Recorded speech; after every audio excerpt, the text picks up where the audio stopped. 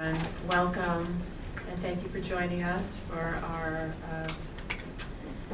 incredible seminar today. Today, we have Dr. Asaf Romirowsky and Dr. Alexander Joffe joining us. And I just wanted to point out to you before I introduce them that if you take a look at your seats, we have programs coming up here at the ISGAP Center as well as at universities throughout North America. So please share the programs with your friends. Please let people know that these are happening. It's critical for people to hear about them, and we'd love to have as many people join us as possible. And also please visit our website. So if you want to hear more lectures, everything including this lecture is being videotaped, and we have ISGAP TV on the website, and you can listen to all the lectures, and some, as somebody pointed out to me, soon we'll have them in podcast as well. So please visit our website. Dr. Asaf Romirowsky is the Executive Director of Scholars for Peace in the Middle East. Trained as a Middle East historian, he holds a PhD in Middle East and Mediterranean Studies from King's College London in the UK, and has published widely on various aspects of the Arab-Israeli conflict and American foreign policy in the Middle East, as well as on Israeli and Zionist history. Dr. Alexander Joffe is the Shillman-Ginsburg Fellow at the Middle East Forum. Dr. Joffe is a writer on Israel and Jewish affairs. He's trained as an archaeologist and historian. He holds a PhD in Near Eastern Studies from the University of Arizona, and has participated and directed archaeological research in Israel, Jordan, Greece, and the United States. He has taught at Pennsylvania State University and the State University of New York, and has published over 150 scholarly articles and reviews on archaeology, ancient and modern history, political science, environmental studies, and cultural affairs. Romirowsky and Joffe are co-authors of Religion, Politics, and the Origins of Palestinian Refugee Relief. And I understand today they'll be speaking as sort of a tag team. So I welcome them, and thank you so much for being here, and enjoy. Thanks for having us. We want to talk about this new book, but I want to frame it a little bit more broadly. The study is about the role of the American Friends Service Committee in 1949 and 1950 in organizing and providing relief to Palestinian refugees in the Gaza Strip. And this is a historically an interesting and mostly untold story, but it has broader ramifications that I think will be interesting to ISGAP members, the ISGAP constituency, because it talks to the role of religion and also anti-Semitism in the development of American foreign policy and international affairs in that period and today. The American Friends Service Committee and the United Nations program that it was participating in are the precursors to UNRWA, the United Nations program that has since 1950 provided relief and much more to Palestinian refugees. And the AFSC's experience is about lessons not learned. And finally, the AFSC today has a leading role in the BDS movement, Boycott, Divestment, and Sanctions movement in the United States. And the question of anti-Semitism and influencing, shaping BDS is extremely important. So these are some of the issues that we want to touch on this morning, and why it matters for the question of anti-Semitism as a whole. So we'll do a tag team thing. It's great. So we'll keep it a little bit loose. So, as Alex mentioned, I mean, really, the story is a unique story that really we think is the footprint for learning about UN Workers Relief Agency, which is UNRWA today, the devoted to Palestinian refugees. And part of what was unique about the Gaza mission and the story that led to the Quaker involvement in the Middle East to begin with was originally from a ideologically pacifist, euphoric idea of trying to help the Arab Palestinians in the area as a result of what was happening in the world. Historically speaking, the Quakers got their mandate from Eleanor Roosevelt. The Quakers were utilized in the DP camps in the aftermath of World War II, so to have the opportunity, and when they received the opportunity to deal with the Arabs of Palestine, it was too attractive an offer not to get involved. And what we detail in the story is really their interactions and their personal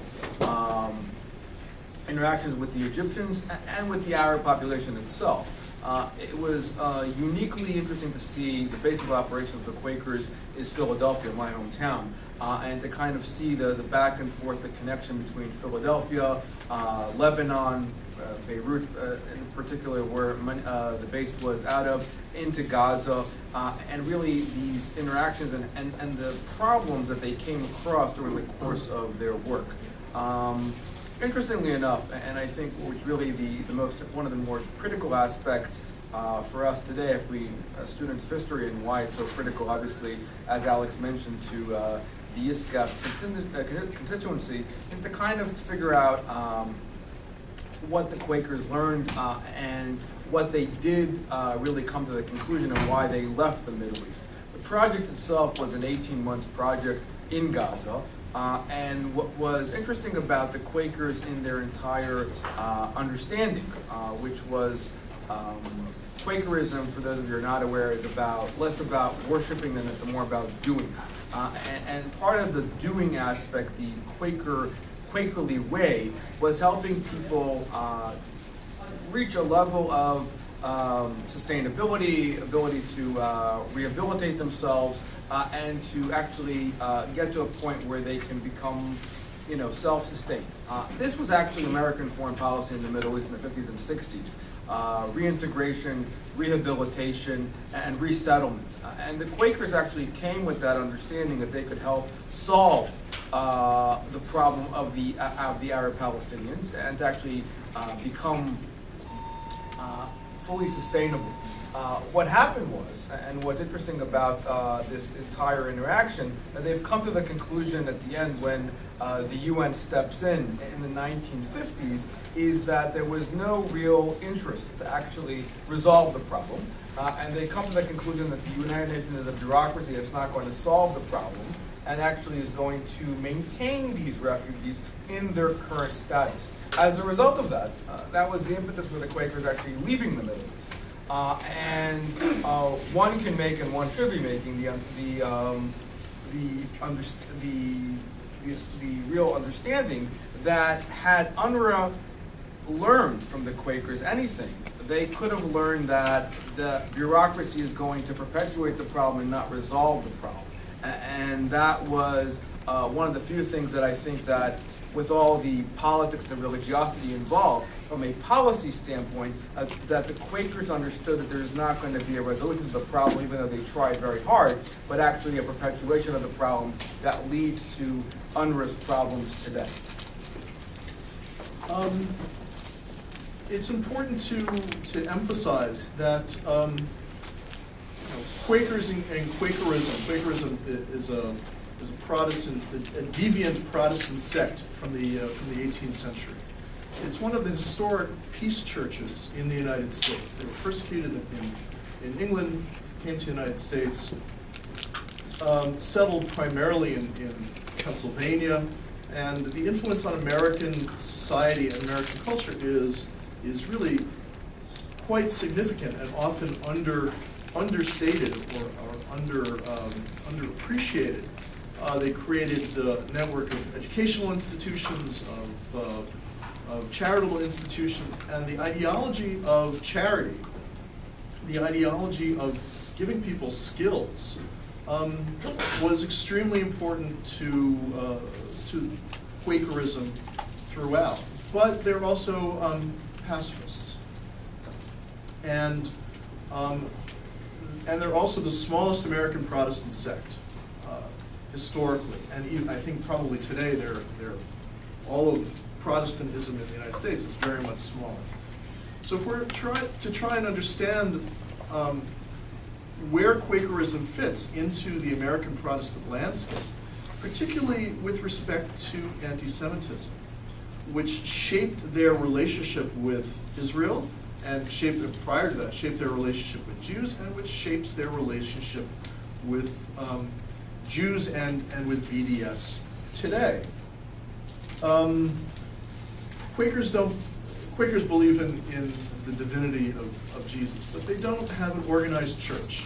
They don't have an organized ritual set. It's a series of sort of practices, but there's no liturgy and there's no hierarchy. The American Friends Service Committee, which has emerged in the last century as the closest thing to a kind of church that Quakers have, only goes back to 1917, and the American involvement in World War I. Prior to that, Quakers, well, during World War I, Quakers were actually imprisoned because they refused to serve in the U.S. military. And the service committee was constructed by a series of Philadelphia Quaker leaders as a means to provide alternate service. They ran ambulance services, they dealt with refugees, and at the end of World War I, they were operating really worldwide, and they became, in effect, both an early non-governmental organization that had, by the 30s and certainly by the 40s, an enormous reputation and enormous influence. But they were never a church. Quakerism then and is still today organized around local meetings. There's a meeting in this town and that town, and so on, as are Mennonites and other groups, other peace churches. But the role of the AFSC is unique in that, coming out of World War II, when they were active both during and after the war, particularly in Europe, dealing with millions of displaced persons, they were active in Asia, also in South America. They had an enormous reputation as effective, non-partisan, non-political deliverers of aid and deliverers of skills. And their emphasis was skills. They were, unlike other Protestant sects, their orientation was absolutely not towards missionizing. Now, having said that, like all other Protestant sects, they were very active in the Middle East, creating institutions going back to the beginning of the 19th century, first half of the 19th century, creating schools and hospitals in particular. But they were very unsuccessful converting anyone to Quakerism. And in general, Protestant missionaries in the Middle East were extremely unsuccessful converting anybody to Protestantism, except for Eastern Christians, who found it advantageous to become Protestants, as opposed to, because that put them under the aegis of Western powers, Britain, France, Germany, and Russia in particular. No, not Russia, sorry. It's Orthodox Church. But, so the Quakers are an anomaly in that respect. They're non-political, they're non-missionizing. And that gave them a great deal of a relationship with Jews, because they were very active in Europe and the DP camps, as Asaf said, after the war. And they were very active in the United States as well, in Appalachia in the 1930s. But in 1947, they win the Nobel Prize, the AFSC and their British counterparts, British Society of Friends. And that raises the bar for them. And it begins a process of one might say, the AFSC becoming something like a church or a mothership for the Quaker movement in America. And it begins the process of converting the Quakers to what they are today, which is, on the one hand, a very small, very conventional Protestant sect that is outwardly much more like, or ideologically, much more like other Protestant sects, and also converting them to become a conventional left-wing pressure group. And so in 1947, they win the Nobel Prize, and this sucks them into, on the one hand, the Gaza Relief Project, by means of what they call religious diplomacy, trying to negotiate a ceasefire in Jerusalem, sending a somewhat misguided mission to see the Grand Mufti of Jerusalem, then resident in Cairo, to try and find an ecumenical common ground for between Muslims and Christians. In a sense, it's a kind of very early Abrahamic religions ideology, the idea of Abrahamic religions that we all share Father Abraham and therefore have some sort of religious and moral ideological commonality has very much become a thing in the last generation or so. Not necessarily with a strong foundation, factual foundation. But the other thing they became involved with in the aftermath of World War II and in the aftermath of their Nobel Prize in 1947 is the Cold War and the cause of disarmament. This is a very important part of the story. They thought, their leaders thought, and by that I mean the leaders of the AFSC. Again, it's not a church. They don't have a hierarchy of bishops and archbishops and popes and whatnot. They have lay leaders in Philadelphia who decided that the Cold War was so important and so dangerous and so threatening to the planet that they had to put aside their tradition of political neutrality and advocate for peaceful relations between the U.S. and the Soviet Union, then the U.S. and China, and nuclear disarmament.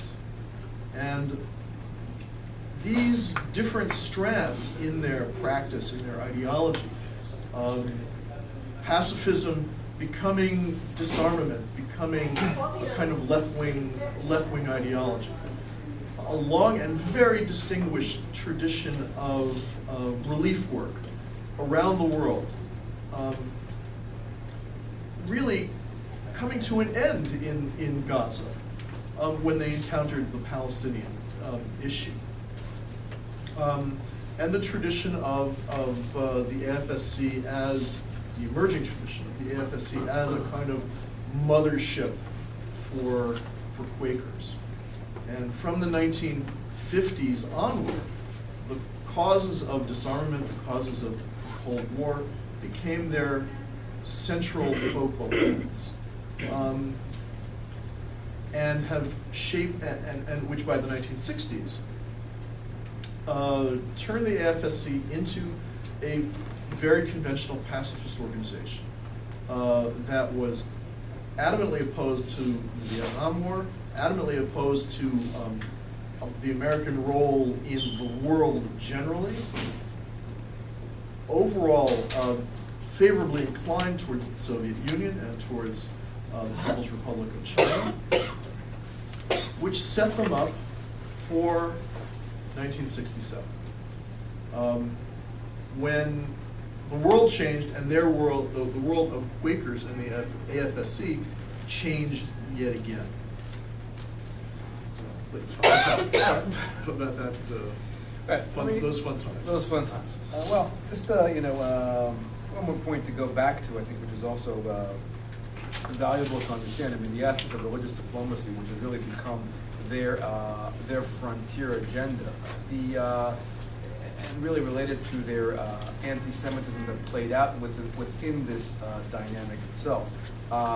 So the pacifism is also what led them to believe in disarmament at large, to the neutrality that they had or believed that they have when it comes to the Middle East at large. I mean, there was a proposal made even early on that the Quakers would actually govern, and there would be a Quaker mayor of Jerusalem as a result of the fact that the three monotheistic religions should be governed by pacifism and because they know how to deal with it. What Alex mentioned, earlier about the Mufti is very critical. It was the first time that the Quakers came to the realization that some Muslim leaders are really, and specifically the Mufti, were not sincere about their religiosity, but their political ideologues, and there was no room for compromise. So the whole idea of religious diplomacy playing out within their mentality, and the fact that they could govern Jerusalem and the center of all these issues, they left very disillusioned when they met with the Mufti, and they came to really a realization that they had, this was not going to work out in the way they wanted it to work out. Now, let me just interject one thing, an amusing, actually a quite horrifying anecdote. They came away from this interview with the Mufti kind of down, crestfallen a little bit. In 1940, their leaders had an interview with Reinhard Heydrich, the head of the Reich's main security office in Berlin. And they came out of that meeting thinking that they had softened the hearts of their Nazi counterparts.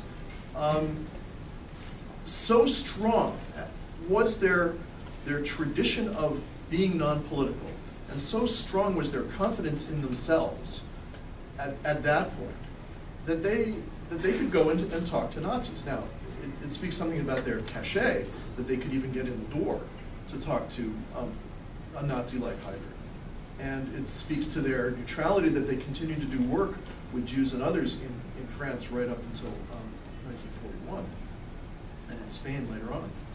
But it's a funny sort of mentality.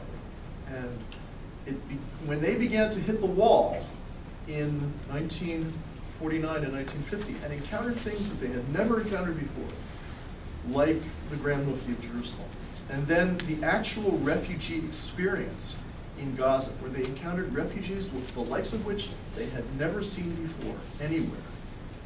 This was frankly a shock to them. And really, that's really it was more the correlation of religiosity and politics, which we all know very much embedded within the Arab-Palestinian narrative, is exactly the point that Alex is making, which is really the shocker of how to even deal with the Arab population. I mean, this was where they, for example, encountered and really the colorful interactions between Gaza and Philadelphia about the double counting of Palestinians, the inflation of numbers, the lying. I mean, this was all part of something they were trying to figure out how we can deal with this and work within what they defined as normal Quaker clients, more or less, when you're looking at what they had to deal with in Europe, and here they are dealing with this newfound environment.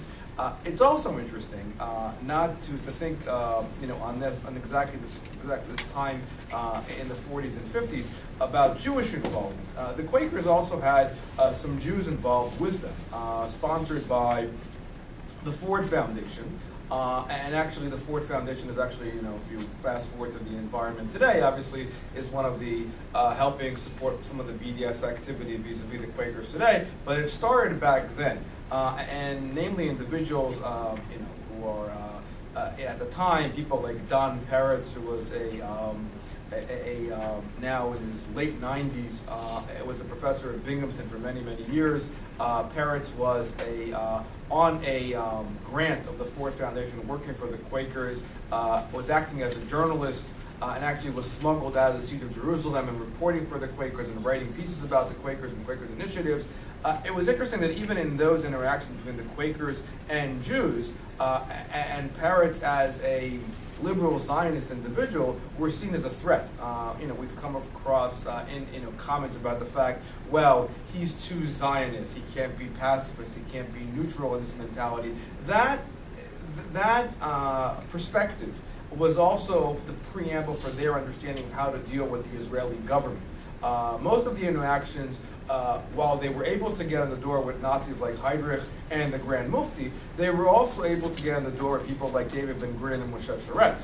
And Sharet, who was in charge at the time of Arab affairs, took many meetings with the Quakers, including Ben-Gurion himself. The Quakers were actually responsible for proposing some proposals for resolution for the Quakers, for the Palestinians.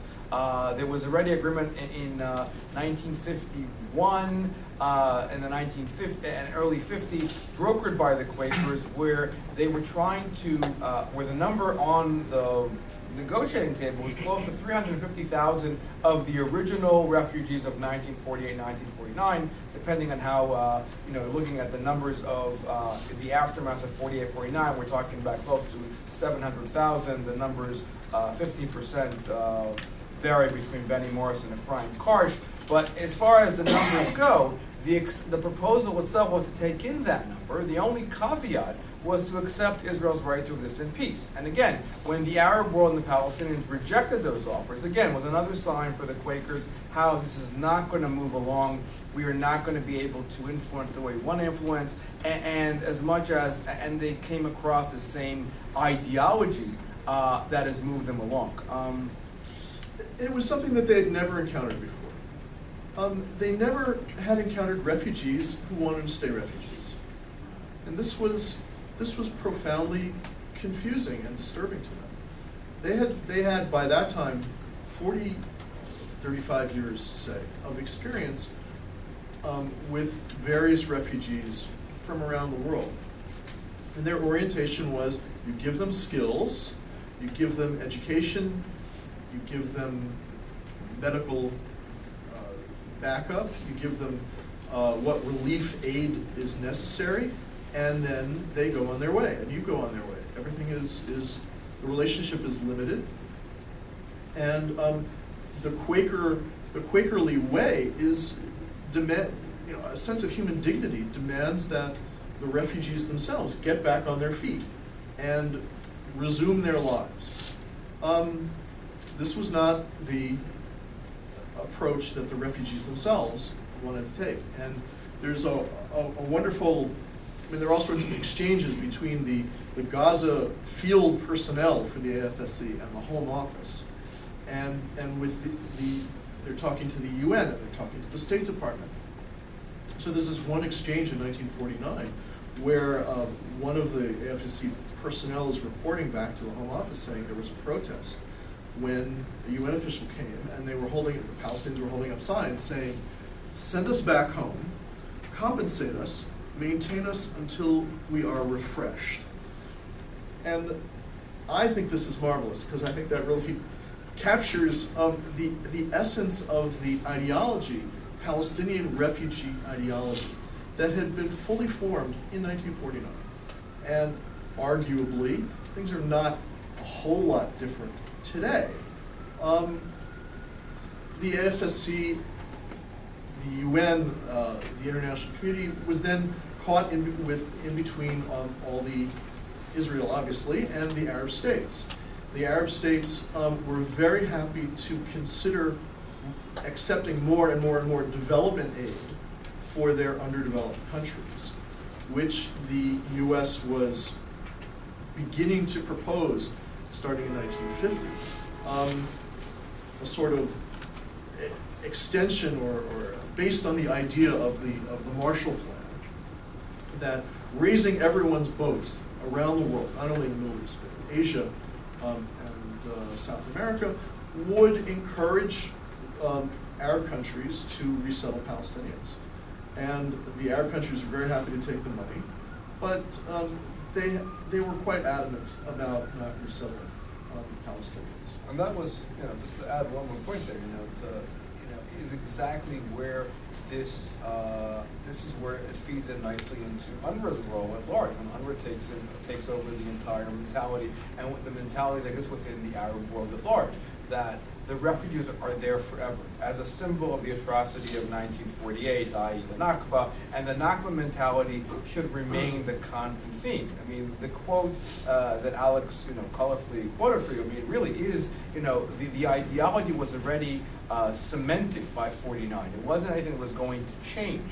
And this was the disillusionment that the Quakers had. They were actually asked by UNRWA, when UNRWA took over, by the first Secretary General of UNRWA, Kennedy, who was a Canadian, to stick around because they had the fieldwork expertise. You knew the population, you dealt with them, you know exactly what their needs are.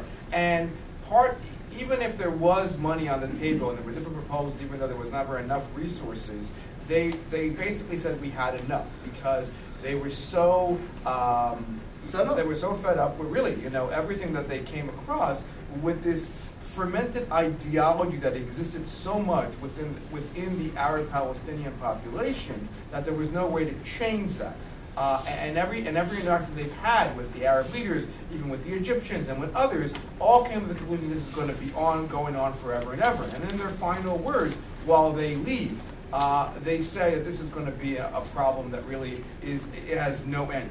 That being said, as we've described historically, as time goes by, it has not stopped them from seeing disarmament and the threat of the Cold War and their involvement in the anti-war movement as part of the flagship of what they do.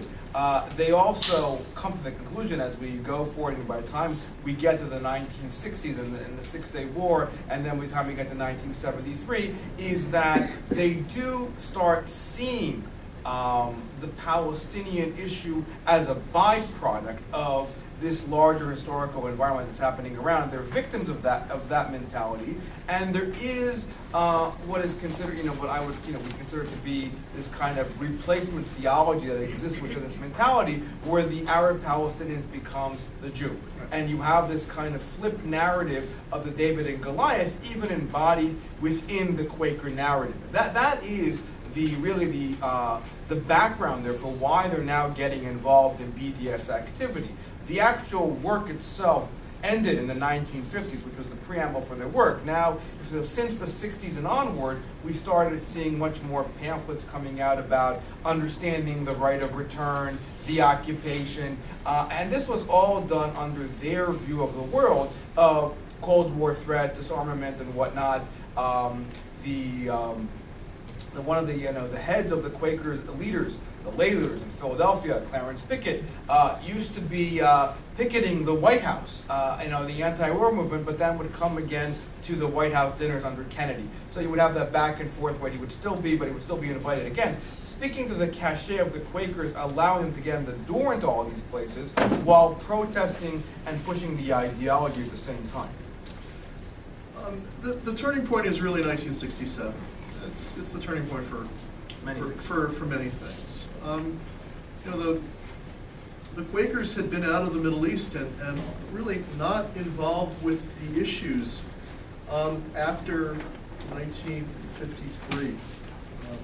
That's when the last Quaker personnel left the region. They sent a few letters to the editor in the intervening years, but they weren't really involved, and they became much more involved with Cold War issues. They were central to the anti-war movement in the 1960s. They actually had they sent medical aid and other aid to North Vietnam, which caused a huge schism within the AFSC itself. Obviously a tumultuous time for American society as a whole. But they put their bets on what you could call a very conventional left-wing approach. Fortunately for them, you might say, 1967 comes along, and their interest in the Middle East is rekindled, and their interest in the Palestinian issue is rekindled. They, as I mentioned earlier, they had built schools in Ramallah and also in Lebanon, going back, I think, in the 1850s. And so they had a small but significant presence in the region and in Jerusalem. After 1967, the region as a whole is really back on everyone's map in a new and more significant way. And in 1967, late 1967, I think, the American Friends Service Committee, for whatever reasons, decides to make the Middle East, the Arab-Israeli conflict and the Palestinian issue, a full-time focus and they set up an office in Jerusalem, and they send a full-time person out there for the first time in 15 years. That person immediately starts advocating on behalf of Palestinians to the extent that she is almost expelled from the country by Israeli security. And it becomes a whole sort of diplomatic to-do. This is the way that they begin to get back into it. The other way that they begin to get back into the issue is that they leverage their tradition of ecumenical relations with Jews, and they start doing programs with American Jews, which are, as one might expect, dramatically one-sided. So Palestinians come in and harangue the audience and the Jews, again, under the aegis of the Quakers and the AFSC. And the American Jews are supposed to sit there and shut up and accept this and not say anything because they can't challenge the Palestinian narrative. Again, it's part of the whole 60s and 70s emergence of narrative and feelings as important considerations for policy, and the emergence of conflict resolution as a separate thing, as an entity, as an ideology, in fact. And this continues throughout the 70s and 80s. But one of the things that this does, because so much material is coming out of the AFSC offices in Jerusalem and in Philadelphia in the later 60s and throughout the 70s, this has an influence on American peace churches and the Friends meetings throughout the country. And it begins to, let's say, convert the Quaker movement towards really a dramatic anti-Israel bias, for one thing. And it begins to inch the movement closer and closer towards traditional Protestant anti-Semitism in the form of replacement theology, sacralizing the Palestinians and their suffering, demonizing the Jews and their oppression. Things that the Quakers had explicitly avoided throughout. During the 1920s and 1930s, these were, of course, very important parts of Anglican theology and Episcopalian theology in the United States. The Anglicans and the Episcopalians had, for one thing, very important infrastructure throughout the Holy Land, and really all around the Middle East, far more extensive than the Quakers ever did. And they saw the emergence of Israel, or Zionism, and then Israel as theologically abhorrent and practically disastrous, because it would undermine everything that they had been doing for, by that time, 150 years. It's also important to know, just to interject one point, I mean, those same individuals, which talks about really how the same kind of theology and ideology has cascaded. Many of the Quaker field workers and many of the individuals who were former Quakers in the Gaza Project joined the ranks of American academia. They became professors of international relations and conflict of interest.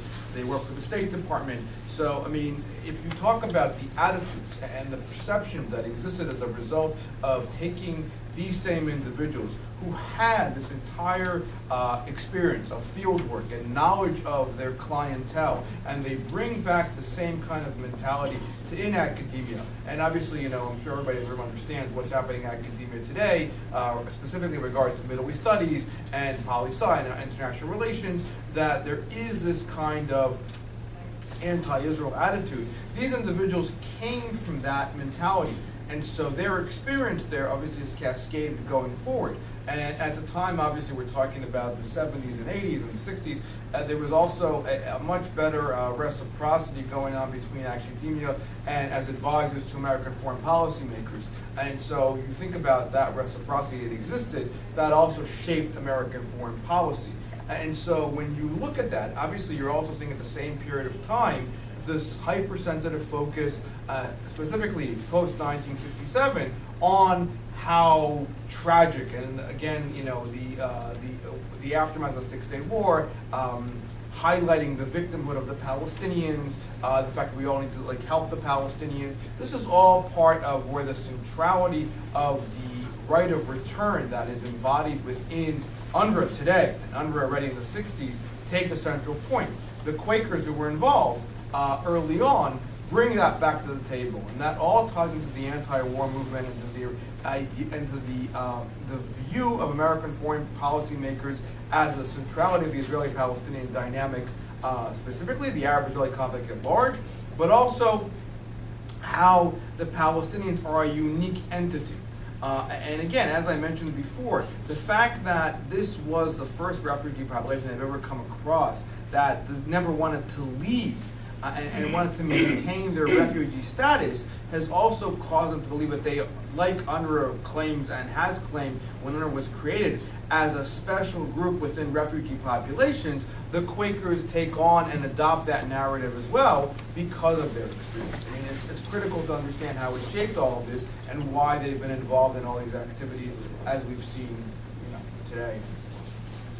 Right, and today, today the Quakers are very much smaller. I don't know the number of Quakers in America off the top of my head.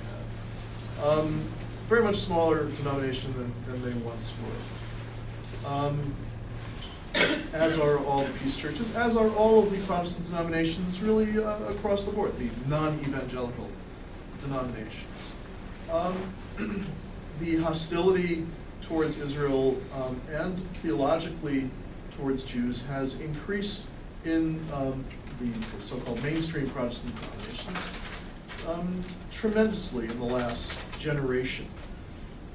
Largely, I think, under the influence of Palestinian Christians who come out of particularly Bethlehem and Nazareth, a series of Protestant institutions there, which had been set up originally by American missionaries however many decades ago, which adopt very doctrinaire sorts of supersessionist beliefs and liberation theology beliefs. So there's a kind of cross-fertilization, you might say, with 1960s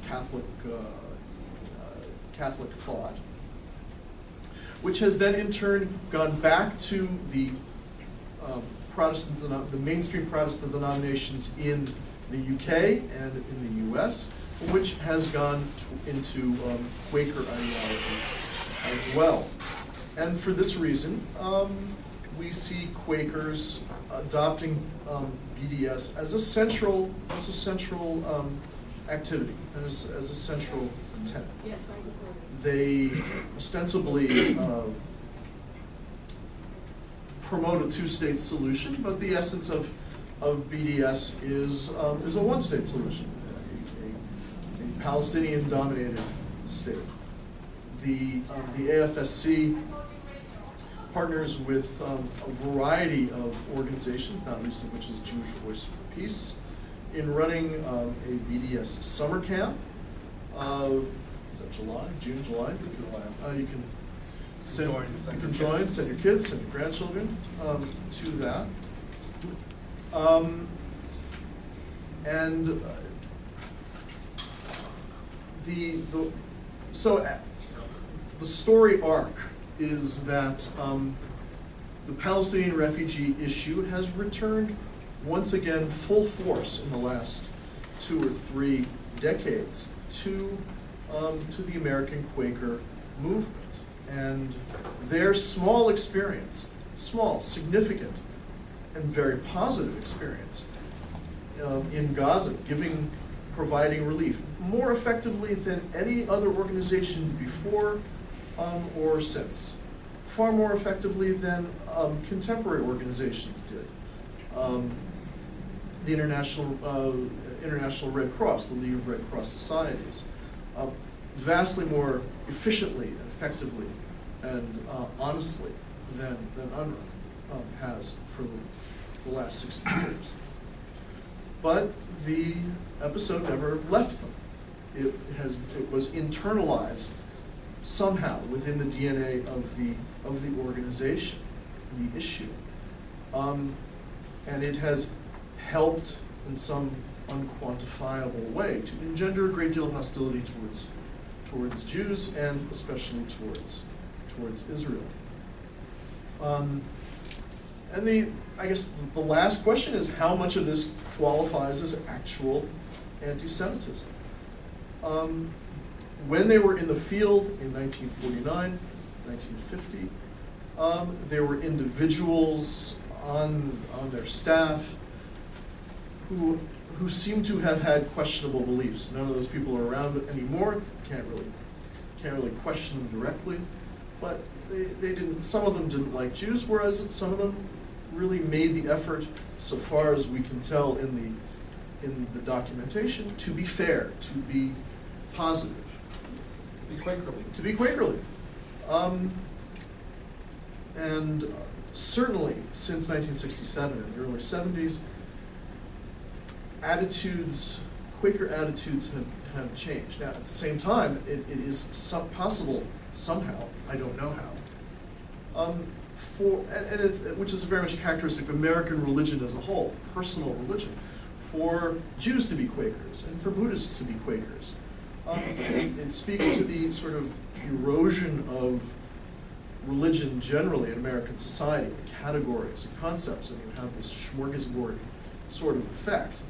But that's how they also see JVP as Jewish Quakers. I mean, so that also explains their understanding of Jewish involvement. And to Alex's point, just to interject as well. I mean, those intimate relations in the 50s were more sincere.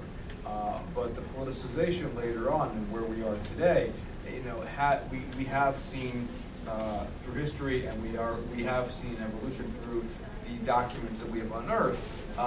Basically, that today you could call it plainly more anti-Semitic than it was early on. Whereas early on there was an attempt to become neutral, pacifist, and fair to all. But today we have without a doubt. As Alex mentioned, we know that BDS is anti-Semitic by nature. It has all, while it's being sold as legitimate criticism, it is not. I mean, all the tenets that go exactly with the BDS movement. There is, and even when there has been these queries with the FSA today, there has been why are you supporting BDS despite its nature, they will refer you back to where they were historically. We've always supported peace and peaceful interaction, and as a result of that, that's why we're supporting it, because they see it as a mechanism, again, tying into the kind of anti-war disarmament narrative of putting pressure to resolve conflict. And that's how it's seen and internalized within their circles today when they are supporting such issues, putting out pamphlets about the occupation and the centrality of the right of return. All of that feeds into this internalizing the centrality and the fact that something needs to be done about it, and BDS is the answer if you want to make it done efficiently, effectively, and now, which is really how it's seen. That's probably as good a place as any to stop and see if there are questions. Yes, ma'am. So who is actually funding the Quakers? Are they self-funded?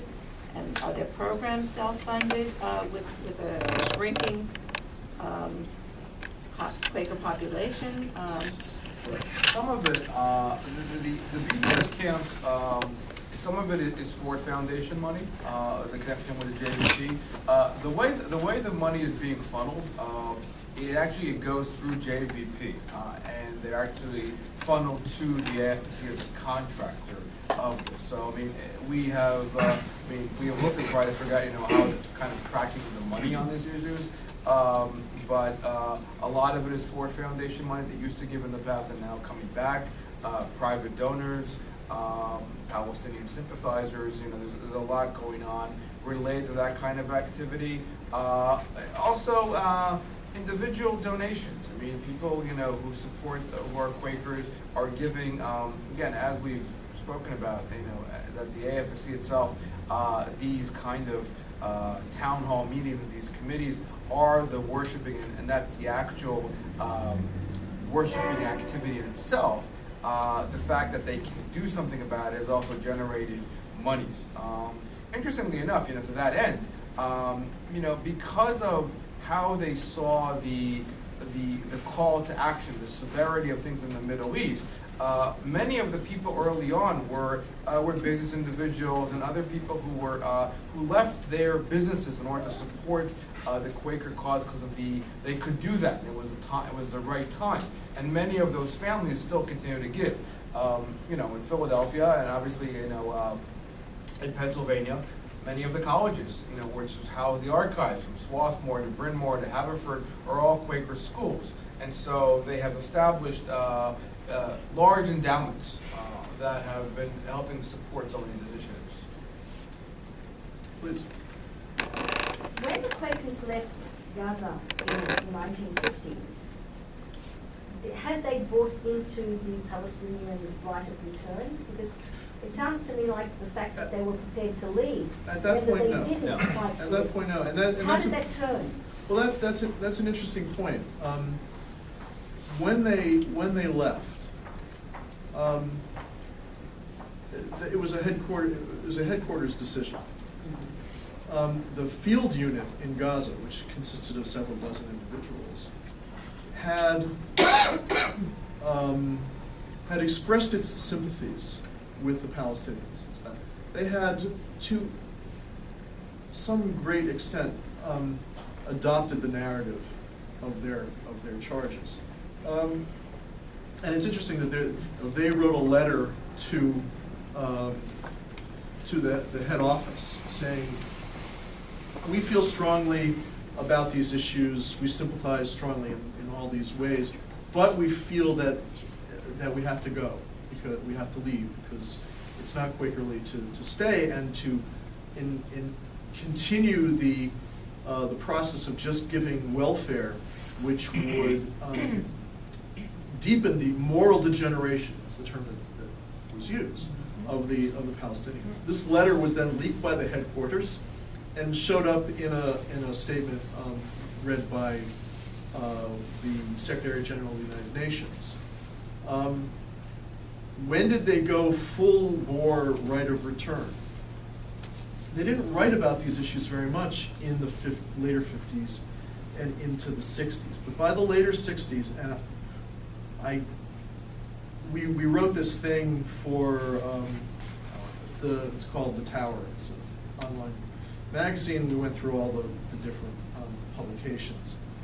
By the later 60s, certainly by the 70s, they had adopted the right of return implicitly, and now it's very much explicit in the last 10 or 20 years. And that was the turning point, really, 67 on many events, and the fact that many of those individuals came back, when they got involved in academia and others.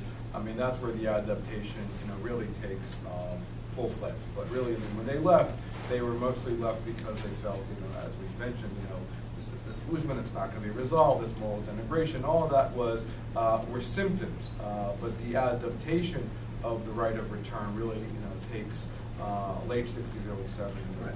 And the whole idea of the right of return among Palestinians has developed and been articulated and re-articulated over the last 60 years, and that's a very interesting kind of separate concept about who's influencing whom and when certain kinds of language is influenced, is implemented along the way. Please. When the Quakers met with some of the Israeli leaders, how is it that they were never able to understand that there was billions of dollars of world aid coming to the Palestinians? Well, there wasn't. There wasn't, at the time it was. Well, even since, okay, No, but that's an even important, since that's an then. important point. And that, when they met with Israeli leaders in 1949, 1950, really up till 1953, had sporadic meetings. The UN's programs for the Palestinians were massively underfunded, and to the tune of of programs were going to be terminated because they didn't have a few $100,000, and monies were reprogrammed from other UN funds just to keep things going. What we see today, billions of dollars. I mean, UNRWA has $1 billion budget, or thereabouts. That developed over time, and the resources that were available at the very beginning were tiny. But my question is that, how can the Quakers, or anybody for that matter, perpetuate this whole BDS thing and this whole, squalor refugee situation when they've been given trillions of dollars and it's all being diverted into weapons against Israel, and it's never arrives to lift their status? That's a symptom of today. But it's not just today, it's like not, at least 30 years. The ideology, well, what happened, if you look back, again, going back to Regina's question, the issue of the money. UNRWA, when UNRWA took over, was created as an Article 22. Article 22 are dependent on voluntary contributions, and also means really not much oversight coming out of the General Assembly, if at all. And so the monies that came into dealing with the Palestinian issue were also predicated on UNRWA taking entire responsibility for the Palestinians. But the Arab world promised them millions of dollars as long as you are the gatekeepers of this problem, and we're going to pay you kind of guilt money. Obviously, they don't want to take them in and accept them as citizens. But we've seen, in the first few years of UNRWA's existence, they tried to maintain some level of neutrality and fairness. But when they realized they're dependent on money, then you see this transition to becoming a full-fledged advocate of the Palestinian cause. Right. And UNRWA itself runs a relatively efficient operation for what it does. UNRWA itself is not especially corrupt. Monies that go to UNRWA don't get diverted the way the monies that go to the Palestinian Authority do. That's, but UNRWA runs a gigantic series of operations that cost hundreds of millions of dollars a year because they're running schools, they're running hospitals, they're running social welfare networks in 1, 2, 3, 4, 5 different countries. My question is, how can they justify this ideology or status as a refugee when they're getting so much money? Because they're victims. It's the only population of refugees worldwide that you can be a refugee for life. UNRWA is uniquely defined a refugee from 1946 to 1948 and their descendants. And we have, Alex and I have over the years, we've done a lot of work on UNRWA. We have written and we've shown a slow but gradual expansion of definition.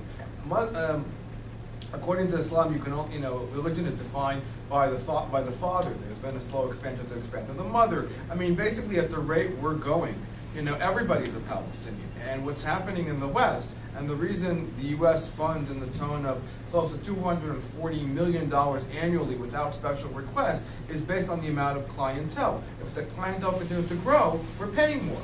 And so it's the only population where there's an inflation of numbers, rather than a decrease. There have been approximately 145 million refugees since World War II. All have been assimilated with the exception of one population. There was a calculated decision to make that happen.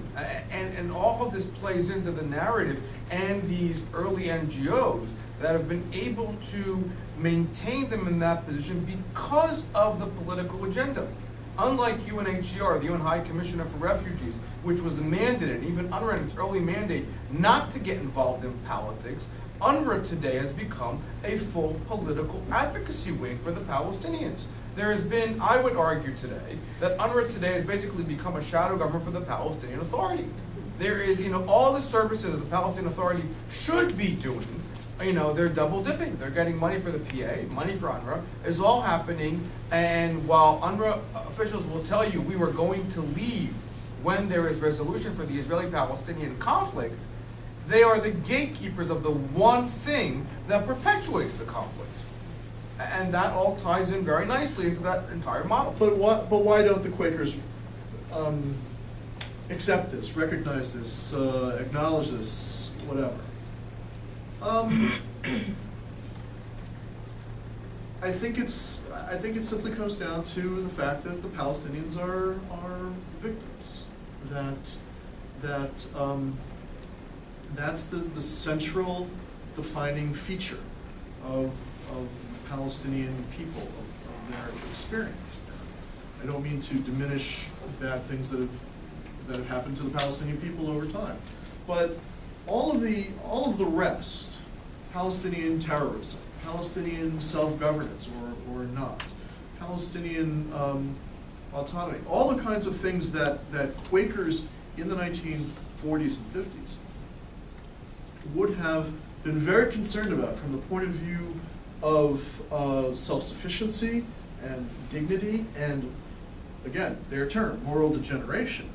All of this has been thrown out the window. I think some of it is explicable in terms of the general ideological orientation of the organization since the 50s and certainly since the 60s as a very conventional left-wing point of view. There are victims and there are oppressors. There are good guys and there are bad guys. Westerners are the bad guys. Israelis are Westerners in this scenario. Everybody else really can't do very much wrong, and money and terrorism and all of the facts of the matter don't matter. Terrorism doesn't matter? They're all excusable. No, not at all. I mean, you look at The Quakers excuse terrorism? Sure. Sure, Well, yeah. Historically, Yes. they don't talk about it a lot today, but back in the 70s and through the 80s, when these were sort of much more front burner issues with the PLO and other Black September and other organizations, That was all accepted. you have to understand what their approach, again, as expressed through the publications. And that's the only way we can understand it at the moment. All these years later, their approach is, well, you have to understand the lengths that people will have to go to sometimes to correct injustice. And justice is a very important thing, but justice is an ever malleable kind of concept and construct. And so in the name of justice, people do all sorts of things that may or may not be so good. But don't they ever examine the way the Palestinians are oppressing themselves by their Hamas leadership and Fatah leadership? Hamas leadership is the officially elected. Right, but they're oppressive to their own people. It's irrelevant to their narrative. It's not, Hamas has been able to, Hamas today actually steals UNRWA goods that are given for free to the Palestinians and sells them to the Palestinians. So they use it Again, against this is something that in the Quaker view, so far as we can understand it, again, from reading websites and talking to people, from reading their documents, they may not condone some of these things, but they understand them. These are things that happen because of injustice and oppression.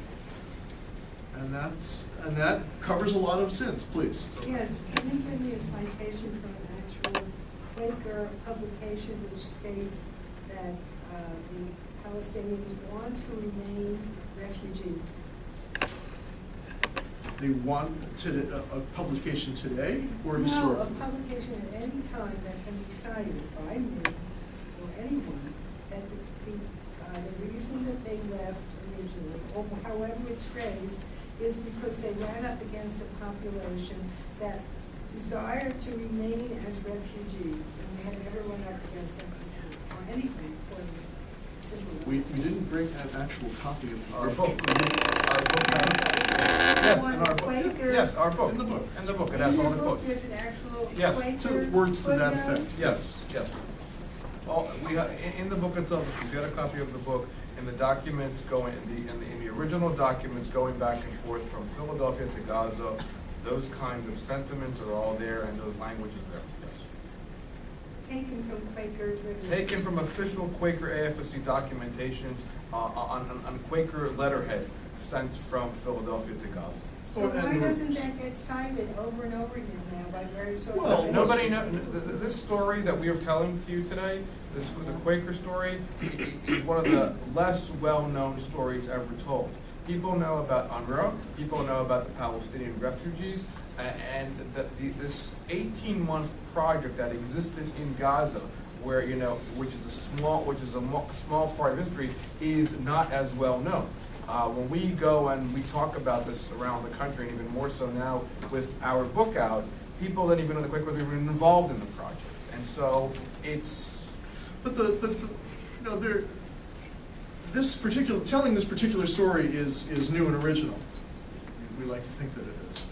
But at the same time, we hope so. This issue of recognizing that Palestinians historically stated that they wished to remain refugees in the absence of full repatriation to their homes in Israel, there are documents, there are interviews, there are statements to that effect that are all over the I place. don't understand, there's an endless series of Jewish organizations who are consciously trying to get the message out to counteract the fact that Palestinians are victims.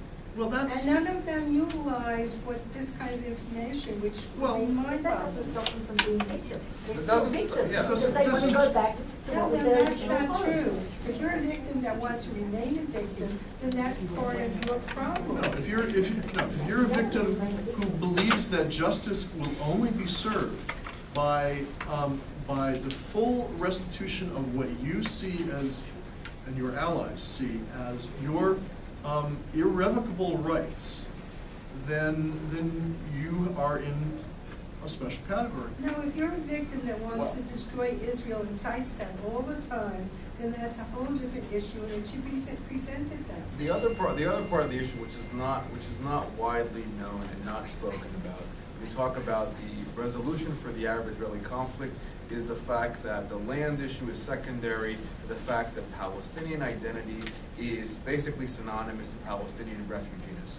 And many of the groups out there that talk about resolution, there's a greater focus on the land issues than on the identity issues. And to understand the victimhood mentality of the Palestinians, one needs to understand how entangled Palestinian refugees is within Palestinian identity. That is to say, that to say about the Palestinian, you are no longer a Palestinian refugee, meaning you're no longer a Palestinian. And even, remarks that are made today by the PA, going to of latest Mahmoud Abbas, saying, who am I to tell somebody that he does not have a right of return? That was made maybe 3 weeks ago during these negotiations with Kerry. And other comments along those lines are emblematic of that exact sentiment. And the amount of backlash that he got from people who continue to lead organizations in the Arab world promoting the right of return will tell you that time after time. And that is what needs to be understood. And that's what's lacking from the Your conversation. message is very interesting, and it should be proposed or presented as the major message.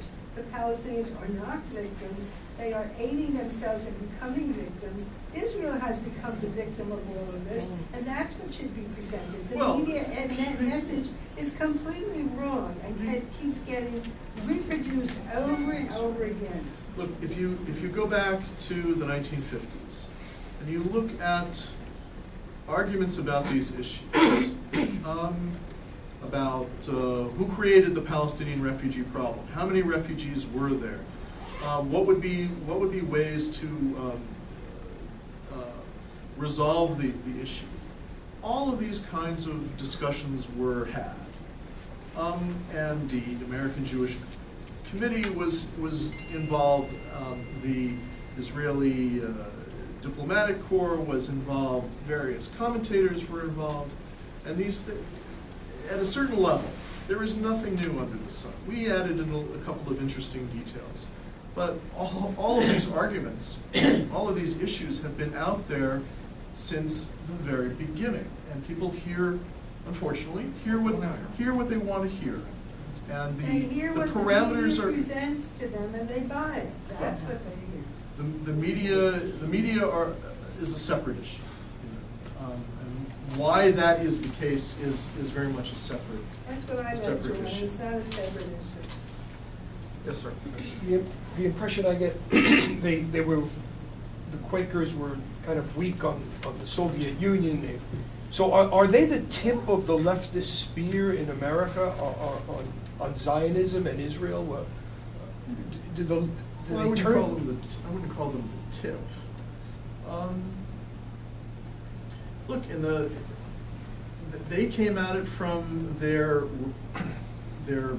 religious orientation and their pacifism, and they've moved much more towards a conventional left-wing political orientation, which has anti-Zionism as a central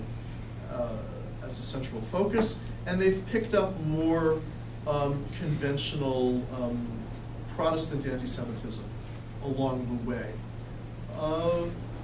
Where they fit into the constellation of groups and activities is an interesting question. I think arguably they're not all that influential in many respects. They're certainly not as influential as they once were in the 1940s and 50s. They don't have the same following. They don't have the same numbers. They don't launch huge campaigns and get major world religious leaders to sign on, and so on. What they do still is grassroots activities. And through the various meetings spread around the country, to which the AFSC provides materials, they are influential. But charting out the whole constellation of anti-Zionist, anti-Israel, and also anti-Semitic groups within the American left and the American right, we would need a very large whiteboard about the size of this wall. And it would be a terrific exercise.